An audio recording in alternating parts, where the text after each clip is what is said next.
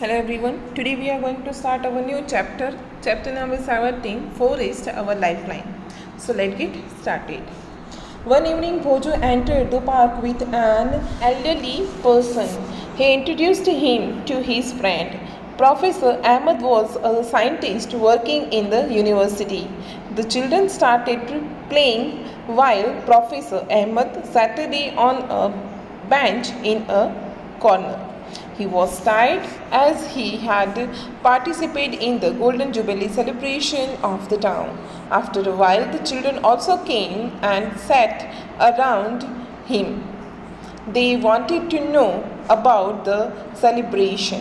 Professor Ahmed told them that after the cultural program, the senior people discussed the town's unemployment problem. A plan was proposed to put up a factory by cleaning an area of the forest just outside the town. This would give the increasing population of the town a chance to get jobs.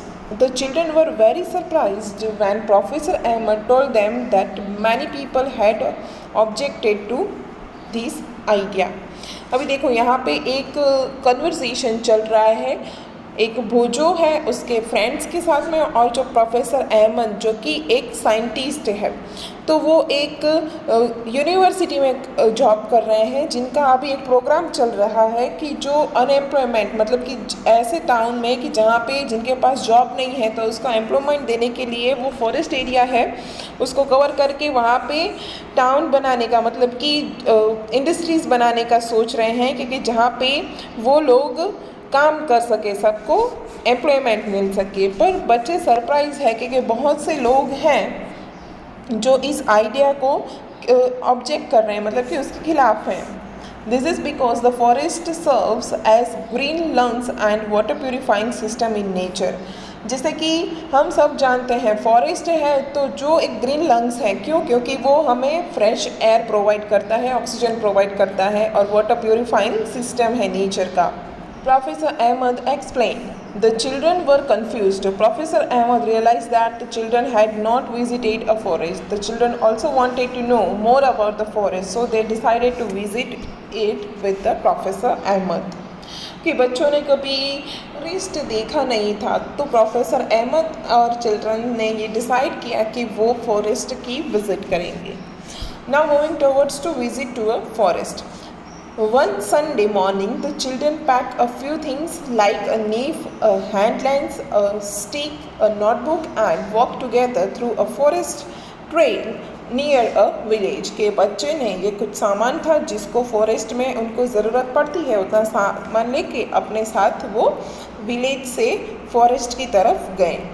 One day they met Tibu, a young boy of their age group of nearby village, who was taking cattle for grazing along with his aunt. कि जब वो forest के अंदर जा रहे थे तभी टीबू नाम का एक लड़का मिला जो अपनी आंट के साथ जो कैटल्स मतलब कि जो भेड़ बकरियां जो होती हैं उनको ग्रेजिंग के लिए लेकर फॉरेस्ट में जा रहा था। He was very agile. Agile का मतलब होता है clever. Running here and there to keep the herd together, कि वो जो अपना हर्ड था तो उसको साथ में झुंड में रखता था। When he saw the children, Tibu also started walking along with them while his aunt went on a different path. टीबू ने जब बच्चों को जाते देखा तो वो भी उनके साथ में चलने लग गया और उसकी आंट थी वो दूसरे रास्ते पे चली गई। As soon as they entered the forest, Tibu raised his hand and signaled them to keep quiet because noise could disturb the animals living in the forest. कि जब भी वो फॉरेस्ट एरिया में एंटर हुए तो टीबू ने अपना हाथ ऊपर किया और सबको अलर्ट किया कि आवाज़ नहीं करना है, अगर आवाज़ करेंगे तो एनिमल्स को डिस्टर्ब होगा। Tibu then took them to a place at a height to show them the broad view of the forest. कि बाद में जो टीबू है तो वो सारे चिल्ड्रन को एक हाई प्लेस पर लेकर गया ताकि वो पूरा ब्रॉड व्यू देख सके फॉरेस्ट का। Children were surprised because they could not see any land. कि बच्चे थे वो सरप्राइज हो गए क्योंकि उसको कोई लैंड दिख ही नहीं रही थी, जैसे कि आप इमेज में देख रहे हैं 17.1 में।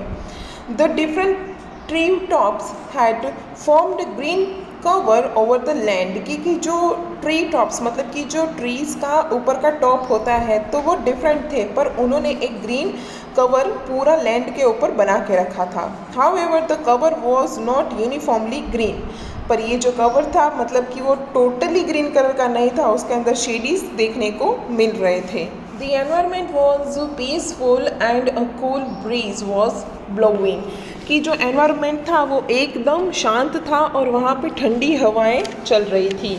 These made children quite fresh and happy, कि ये चीज़ बच्चों को बहुत ही फ्रेश और हैप्पी फील करवा रही थी। While coming down, they got excited on hearing a sudden sound of birds and some noise from the top branches of the trees, कि जब वो वहाँ से नीचे उतर रहे थे तभी उन्होंने बहुत ही डिफरेंट बर्ड्स की एक्साइटिंग होके उन्होंने आवाज़ सुनी, और प्लस में जो भी ट्रीज़ जो टॉप के ऊपर थी तो उनकी ब्रांचेस थी जो कि एयर के अंदर हिल रही थी, तो उनकी आवाज़ भी उनको सुनाई दी। टीबू told them to relax since it was a normal phenomenon here, कि टीबू ने उन लोगों को बोला कि आप यहाँ पे रिलैक्स फील कीजिए, ये एक नॉर्मल फिनोमिना है। Because of the childrens presence some monkeys had climbed higher up on the trees where they disturbed the birds. Animals often give this type of warning call to alert other animals, कि यहाँ पे जो monkeys थे तो वो इतने सारे children's को देख के मंकी क्या कर गए कि वो रूफ टॉप के ऊपर चले गए ताकि दूसरे बर्ड्स को भी अलर्ट कर सके, दूसरे एनिमल्स को अलर्ट कर सके कि यहाँ पे कोई जो चीज़ जो रेगुलर नहीं हो रही है, ऐसी थिंग्स हो रही हैं, तो वो दूसरे एनिमल्स को अलर्ट कर रहे थे। Tibu also told that many other animals like boar, bison, jackals, porcupine, elephants live in the deeper area of the forest, के बहुत से ऐसे एनिमल्स होते हैं कि जो जहाँ पे घाट जंगल होता है वहाँ पे रहते हैं। Professor Ahmad cautioned children that they should not go deep into the forest, के प्रोफेसर अहमद ने सारे बच्चों को स्ट्रिक्टली वार्निंग दी कि वो फॉरेस्ट के बहुत अंदर तक ना जाएं। Bojo and Pahel remembered that they have studied about forest as an example of a habitat in class 6. They could see now how the forest provided a home for many animals and plants, के already class 6 के अंदर आपने environment के बारे में पढ़ा है कि जिसको हैबिटाट कहा जाता है, मतलब कि जहाँ पे एनिमल्स रहते हैं, जिसको हैबिटाट कहते हैं। The land where the children were walking was uneven and covered with many trees, कि बच्चे जहाँ से जा रहे थे तो वो लैंड पूरा अनइवन था, मतलब कि जैसे कि नॉर्मली सिटीज़ में जो सारे रोड्स होते हैं तो फॉरेस्ट के अंदर ऐसा नहीं होता है। टीबू हेल्प देम टू आइडेंटिफाई साल, टीक, सैमल, शीशम, नीम, पलाश, फीग, खैर, आंवला, बाम्बू, कचनार, कि जो टीबू था वो सबको आइडेंटिफाई, ये सारे ट्रीज़ की टाइप्स हैं यहाँ पे इमेजेस के अंदर दिखाया गया है, तो जिसको आइडेंटिफाई करने में हेल्प कर रहा था। Professor Ahmad pointed out that there are several other trees, shrub, herbs and grasses in the forest, जैसे कि क्लास 6 के अंदर हमने ये चीज़ आइडेंटिफाई किया है कि हर्ब किसे कहते हैं, श्रब किसे कहते हैं, trees and grasses. The forest floor and the trees were also covered with different types of creepers and climbers, जैसे कि हमें creepers और climbers दोनों के बारे में पता है कि बहुत से trees के ऊपर climbers जो उसका support लेके upwards जाते हैं और creepers भी काम करते हैं। The sun was barely visible through the leaves of the trees, making it quite dark inside the forest, कि जो पूरा फॉरेस्ट सारे ट्रीज से इतना कवर था कि सन को देखना वो हार्ड हो रहा था, उसकी लाइटनिंग आना थोड़ा हार्ड हो रहा था। यहाँ पे बात हो रही है एक्टिविटी 17.1 की। Observe the various things in your home and make a list of those which are made from material which may have been obtain from the forest. आपके घर में बहुत से ऐसी थिंग होंगी कि ऐसे मटेरियल्स होंगे जो कि फॉरेस्ट की थिंग्स में से बनाए गए हों। You might have many wooden items on your list like plywood, fuelwood, box, paper, matchstick and furniture. Do you know that gum, oil, spices, fodder for animals and medicinal plants are also some of the products which we get from forest? कि ये जितनी भी things हैं वो सारी हमें कहाँ से मिलती हैं, फॉरेस्ट में से ही मिलती है। Based on the product that we get from plants, try to fill table 17.1. One example of each plant is already given कि जैसे टेबल पॉइंट 71 में देखिए जो इजीली आपको समझ में आ जाएगा, तो उसमें आपको दूसरे एग्जाम्पल ऐड करने हैं. Shaila wondered who would have planted these trees. कि शैला थी वो थोड़ी शौक में आ गई कि इतने पूरे फॉरेस्ट में इतनी सारी ट्रीज कौन प्लांट करता है. Professor Ahmad replied that in nature trees produce enough seeds. Professor Ahmad ने उनको बताया कि नेचर के अंदर जो ट्रीज है वो इनफ सीड्स प्रोड्यूस करते हैं. The forest floor provided favourable condition for them to germinate and develop into seedlings and saplings. कि नेचर के अंदर जैसे कि आप सबको पता है कि सीड्स को जर्मिनेट होने के लिए 3 फेवरेबल कंडीशंस ज़रूरी है. एक तो एयर, दूसरा water and third thing sunlight. तो फॉरेस्ट के अंदर ये सारी चीज़ें उन लोगों को अवेलेबल हो जाती हैं ताकि ट्रीज़ है वो खुद ही ग्रो हो जाते हैं. Some grow up into trees. He added that branching part of a tree above the stem is known as the crown of the trees. जैसे कि इमेजेस 17.6 के अंदर डिफरेंट टाइप के शेप्स देखने को मिल रहे हैं ट्रीज़ के. तो जो ब्रांकी का ऊपर का पार्ट होता है जिसको क्राउन कहा जाता है ट्रीज़ का. Professor Ahmad asked children to look up and observe how the branches of the tall trees look like a roof over the other plant in the forest. अभी ये जो क्राउन वाला शेप है तो वो क्या करता है, थोड़ा शेडो देने का काम करता है, जो कि छोटी जो प्लांट्स होते हैं उसको कवर करता है. He told them that is called a canopy. क्योंकि ये जो थिंग्स है उसको क्या कहते हैं, कैनोपी कहते हैं, जिसे फिगर 17.7 में दिखाया गया है. Now talking about activity 17.2. Visit a forest or a park in your neighborhood.